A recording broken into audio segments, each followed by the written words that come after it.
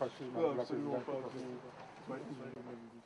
Monsieur le Président, Nicéphore Dieudonné Souglo, mon cher frère Léadi Vinayon Souglo, permettez-moi, au nom de mon épouse et à mon nom personnel, de vous remercier pour la très aimable invitation que vous nous offrez aujourd'hui de déjeuner en votre compagnie le jour de vos 75 ans.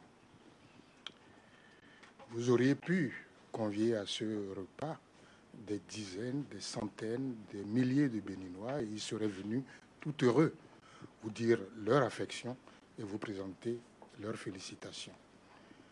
Au lieu de cela, vous avez préféré offrir un déjeuner, disons, privé, dans un cercle restreint, où je ne retrouve autour de vous-même que votre digne héritier, Léadi Vinayon Souglo, votre fidèle amie, Madame Leroux, honorable députée Leroux, et le vieux serviteur Capotozo et son épouse.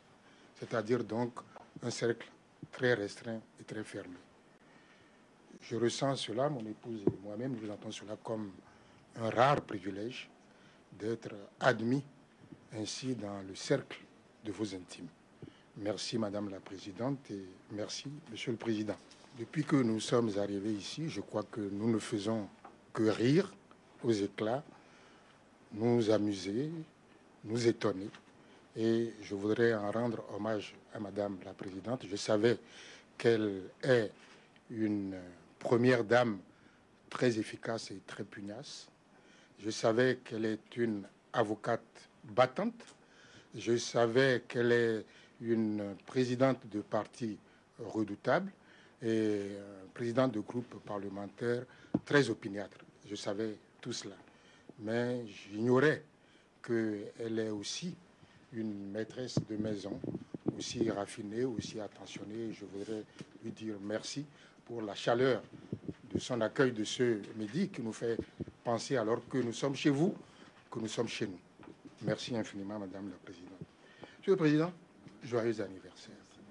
Que l'année de vos 75 ans vous apporte le bonheur, la joie, la santé et le succès dans vos différentes activités au service de votre pays, au service de la ville de Cotonou et au service de votre famille. Au moment où je vous présente ces vœux, j'ai le sentiment très profond que je ne suis en réalité qu'un porte-voix. Le porte-voix de ceux qui vous consacrent depuis des dizaines d'années admiration et respect. Admiration et respect parce que finalement, et à y regarder de près, sans passion, sans arrière-pensée politique, vous êtes aujourd'hui, pour nous Béninois, un repère.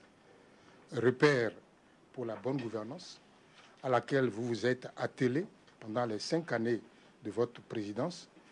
Bonne gouvernance qui est devenue aujourd'hui, malheureusement, une denrée rare dans notre pays depuis que vous avez quitté sa tête.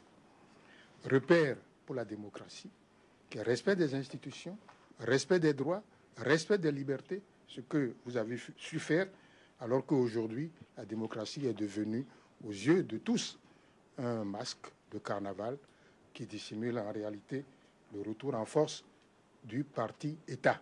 Vous avez également le repère pour le rayonnement international du Bénin, ce rayonnement qui ne se mesure pas au nombre de voyages effectués, mais qui se mesure à la gouvernance, à votre gouvernance, à porter et à assumer une vision innovante, fédératrice et crédible de l'Afrique en harmonie avec un monde en pleine mutation. Bonne gouvernance, démocratie, rayonnement du Bénin, voilà ce que vous incarnez aux yeux des Béninois. Dois-je vous dire, Monsieur le Président, combien j'adhère à ce jugement. À l'époque où vous exerciez les plus hautes charges de l'État, je n'ai pas été à côté de vous. Et j'avoue qu'à certains moments, j'ai été inquiet. Inquiet face au soubresaut d'un régime qui se met en place, d'une démocratie naissante. Et ces soubresauts se sont traduits, c'est vrai, à ce moment-là, par une campagne électorale qui a été tumultueuse, difficiles, traumatisantes aux élections législatives. Soubresauts qui se sont également manifestés par une forme de marginalisation de 19 députés dont j'étais à la tête et qui n'avaient plus aucune responsabilité à la tête de l'Assemblée. Et cela, Monsieur le Président, je dois le dire, c'est de là qu'ont découlé les choix qui avaient été faits à l'époque. Je le regrette amèrement. Je vous prie de me le croire, je vous le dis avec le cœur, je le regrette amèrement.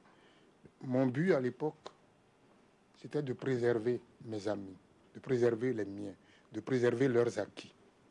Voilà pourquoi ce choix avait été fait. C'est un choix, je reconnais, qui a été conséquence, qui a été un choix malheureux. Mais je ne voulais pas faire du mal. Monsieur le Président, Madame la Présidente, je ne voulais pas nuire. Encore une fois, je voulais préserver. Et puisque j'ai fait mal, sans le vouloir, j'en demande pardon. J'en demande pardon de tout mon cœur, car votre invitation à partager ce repas de ce midi avec vous, en si intime compagnie, est le signe manifeste de votre volonté de me pardonner.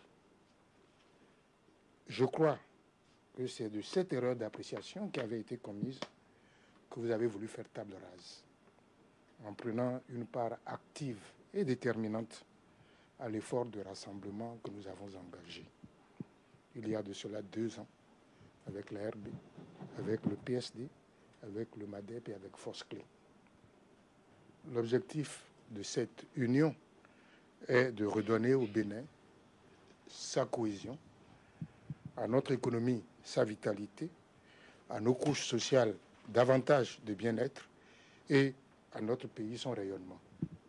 Soyez-en remerciés, Monsieur le Président, profondément remerciés.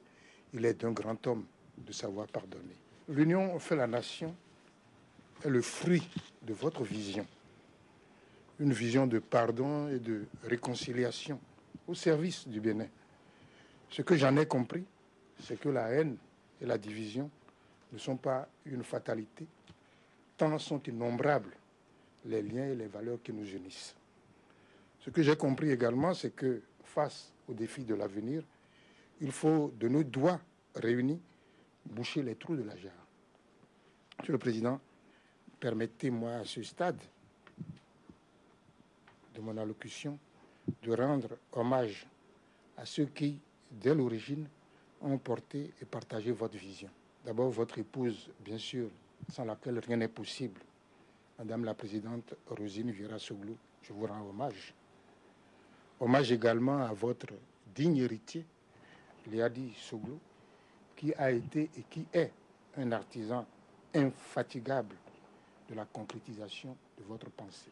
Hommage également au président Bruno Amoussou, qui n'est pas ici, mais qui fut un des premiers à tracer les contours de cette union historique. Et je me souviens, il s'en souviendra sûrement aussi, de la très mémorable conversation que nous avons eue le 6 avril 2006, c'est-à-dire au sortir de la prestation de serment que vous savez, et où déjà, à cette occasion, se rendant compte de l'urgence d'agir, il m'exhortait à aller vous voir